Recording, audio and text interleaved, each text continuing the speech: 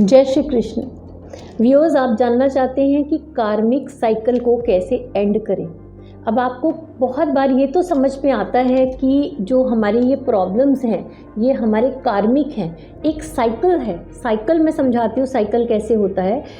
जैसे कि आज आपने उसके साथ जो किया व्यवहार, जिसे हम कर्मा कहते हैं, जैसे हम कहते हैं कि जिसने जो बोया वो काटेगा, तो आपने अच्छा या बुरा किसी के साथ किया, फिर वो आपके साथ अच्छा या बुरा व्यवहार करेगा, तो ये एक साइकिल बनता चला जाएगा। मान लीजिए हम बुरे व्यवहार की बात करते हैं, जैसे कि सुरभि मेरे पास आई, उसका अपनी माता के साथ बहुत रिलेशनशिप खराब है। आज उसकी माता जो है वो 65 इयर्स की है और वो 40 इयर्स की है। उसने शादी नहीं की लड़की ने, और वो अपनी माता के साथ ही रहती है। अब परेशानी क्या है, आप देखिए, वो 40 इयर्स की लड़की जो इंडिपेंडेंट है, वर्किंग है, जो किसी के ऊपर मोहताज नहीं है, वो अपना काम करती है, अपना खाना स्वयं से बना सकती है, लेकिन फिर भी उसको बार बार ये लगता है मेरी माँ ने मुझसे खाना नहीं पूछा, मेरी माँ ने मेड को इंस्ट्रक्शंस दी सबकी पसंद के खाने के लिए बोला, लेकिन मुझे कहा कि तुम जो एलर्जिक मुझे फूड्स हैं वो उसने खाने बनवा दिए, और मुझे कहा कि तुम बचा हुआ खाना खा लेना। ऐसी छोटी छोटी बातों से सुरभि डेली आहत होती है। और जब वो मेरे पास टैरो रीडिंग के लिए आई और मैंने उसका सारा केस सुना, तो मुझे समझ में आया कि ये कार्मिक साइकिल है। लेकिन सालों से, बचपन से जब वो पैदा हुई, उसे तो ये डाउट भी था कि वो इनकी सगी पुत्री है भी या नहीं है। 2 भाई और 1 बहन है रिश्ते में, और ये तो इंडिया में ये प्रॉब्लम है ही है कि लड़कों को थोड़ा ज़्यादा अटेंशन, प्रेम या खाने पे भी उनके ज़्यादा ध्यान दिया जाता है लड़कियों की अपेक्षा। लेकिन उसके बावजूद जितना दुर्व्यवहार उसके साथ हुआ, वो थोड़ा सा पचा पाना मुश्किल है।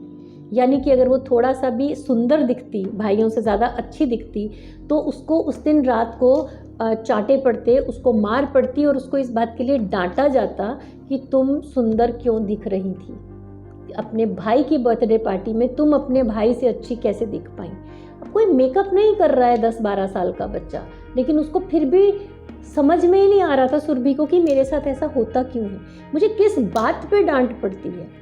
जब भाई मुझे छेड़ते हैं, जब मुझे तंग करते हैं, सताते हैं, तो मेरी माँ प्रसन्न होती है, उनको डांट नहीं पड़ती।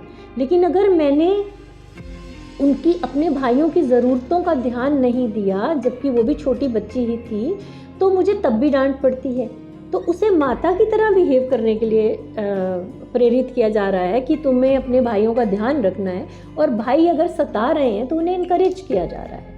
थोड़ा सा अनयूजुअल, मुझे थोड़ा नहीं काफ़ी अनयूजुअल लगा, आपको भी सुनकर काफ़ी अनयूजुअल लग रहा होगा, लेकिन मेरे कुछ व्यूअर्स के साथ शायद ऐसा बीत भी रहा होगा। ये है नेगेटिव कार्मिक साइकिल्स। और जब हम नेगेटिव कार्मिक साइकिल्स के चक्कर में पड़ जाते हैं, तो जिस पर बीतती है ना, वही जानता है कि उसके साथ क्या हो रहा है। अब सुरभि ये बात नहीं समझ आ रही कि उसने ये किसी जन्म में बोया है जिसे वो काट रही है। इसे एंड कैसे करना है, ये ज़रूर वो मुझसे पूछती है। तो जब उसे ये बात समझ में आई टैरो के थ्रू और हीलिंग सेशंस के थ्रू कि उसका किसी जन्म का ये कर्म है, इसीलिए छोटी बच्ची के साथ इतना दुर्व्यवहार, और स्वयं की माता, स्वयं के भाई ऐसा कर रहे हैं, तो उसने किसी जन्म में तो उनके साथ कोई दुर्व्यवहार किया है। अब पर वो इसको एंड कैसे किए, अब वो पिछले जन्म में तो जा नहीं सकती, अब अभी उनसे माफ़ी मांगेगी तो उनको समझ में आएगा नहीं, अब वो क्या करे। तो इस समय वो बिल्कुल दुविधा की स्थिति में है। अब उसको क्या करना चाहिए, आपको क्या समझ में आता है, आप कमेंट बॉक्स में लिखिए, और मैं जो करती हूँ वो मैं आपसे शेयर करती हूँ, तो वीडियो एंड तक देखिए। सुरभि को सबसे पहले तो ये समझ लेना है, ब्लेम मोड से बाहर निकलना है, क्योंकि वो ब्लेम उनको इसलिए कर रही है क्योंकि उसे लगता है कि मैं इनोसेंट हूँ, मैंने इनके साथ कुछ बुरा नहीं किया, ये मेरे साथ ऐसा क्यों कर रहे हैं। जब वो ये समझ लेती है कि मैंने किसी जन्म में उनके साथ बुरा किया, तो वो ब्लेम मोड से बाहर आ जाएगी, क्योंकि फिर एटलीस्ट हमें थोड़ी तसल्ली हो जाती है कि हमने किया है, हमने ये बोया था, इसलिए हम काट रहे हैं। पर अब बोया तो था, उग तो वो गया है, पर अब उसको काटना ज़रूरी नहीं है। कार्मिक साइकिल को एंड करने का, न्यूट्रलाइज करने का तरीका ढूंढना है। ये बात तो मैं आपको क्लियर कर देती हूँ कि अगर हमने कोई बैड कर्मा किया है तो ज़रूरी नहीं है कि अब उतनी ही सफरिंग आपको उसमें से जाना पड़ेगा। आप अपनी सफरिंग को कुछ ना कुछ करके थोड़ा कम या एंड कर सकते हैं। आप जानना चाहेंगे वो कैसे? देखिए, जनरली अगर आप काइंड हैं, अच्छे हैं, नर्म दिल हैं, तो आप अपनी सफरिंग को कम कर सकते हैं। अगर आप हर्ट होते रहते हैं, दुखी होते रहते हैं, रोते रहते हैं, तो आपकी आत्मा में, आपकी सोल में वो सारी हर्ट और पेन की मेमोरीज फिर से रिकॉर्ड हो जाएंगी। और जब फिर से समय आएगा तो आपकी आत्मा अगर उसके साथ सामने से बुरा नहीं करेगी तो किसी भी बैड वाइब्स के थ्रू या बैड वाइब्रेशन के थ्रू वो नेगेटिव एनर्जी वहाँ पर भेज सकती है। तो ये एक पॉइंट तो आपको इसका ध्यान रखना है। उसके अलावा स्वयं को तो माफ़ करना ही है, दूसरे को भी माफ़ करना है, क्योंकि उसने आपके साथ पिछले जन्म में ऐसा क्यों किया या आपने उसके साथ पिछले जन्म या इस जन्म में ऐसा क्यों किया, मतलब इसका लेखा जोखा रखना काफ़ी मुश्किल हो जाएगा अगर हम इस चक्कर में पड़ जाते हैं। तो उसका बेस्ट तरीका क्या है? बेस्ट तरीका ये है, खुद को माफ़ करें, दूसरे व्यक्ति को, सामने वाले व्यक्ति को माफ़ करें, ठीक है। कार्मिक साइकिल को एंड करने के लिए कभी भी कोई भी ऐसा कदम ना उठाएं जिसमें कि आप दूसरे का अनड्यू एडवांटेज ले रहे हैं।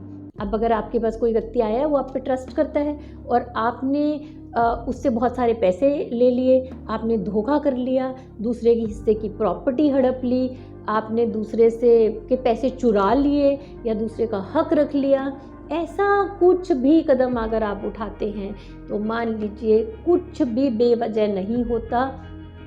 जो आज आप बो रहे हैं एक छोटी छोटी चीज़, उसको आप आने वाले 1 साल में, 10 साल में, 20 साल में या अगले जन्म में कभी ना कभी तो उसको काटेंगे ही, निश्चित है, ये निश्चित है। कुछ सोल्स ऐसी होती हैं जिनके कि सारे कार्मिक साइकिल ख़त्म हो जाते हैं, फिर वो अगर दोबारा रीइनकार्नेट होके आती हैं, अगर दोबारा जन्म लेती हैं तो वो बाय चॉइस लेती हैं। वो पीस कीपर्स होती हैं, रिकॉर्ड कीपर्स होते हैं, वो दूसरों को सच्चे गुरु बन के वो जन्म लेते हैं और दूसरों को प्रकाश का ज्ञान देते हैं। लेकिन अगर आप एक्चुअली में बुरा कर्म करते हैं और उसके लिए जन्म जन्म लग जाते हैं तो आप जन्म दर जन्म पीड़ा में से गुजरते रहेंगे और परमात्मा से कहते रहेंगे कि मैंने ऐसा क्या किया, मैंने तो कुछ भी नहीं किया। एक छोटा सा झूठ, एक छोटी सी चोरी, किसी के लिए बैड इंटेंशन रखना, ये सब चीज़ें हमारे कार्मिक रिकॉर्ड्स में जमा हो रही हैं। तो अगर आप इस कार्मिक साइकिल से बाहर निकलने चाहते हैं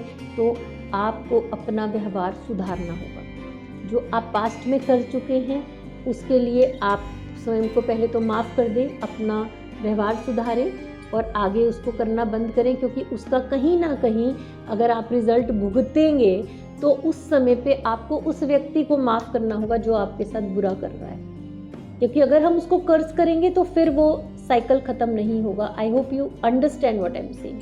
अगर आपने पास्ट में बुरा किया और आज आपको उसका बुरा नतीजा मिल रहा है तो वो उसके लिए अगर आप वापस उसको कर्ज करेंगे तो फिर से वो साइकिल चलता रहेगा। तो आपको कर्ज नहीं करना है उसको, उसके लिए हमें उसको पॉजिटिव वाइब्रेशन भेजनी है।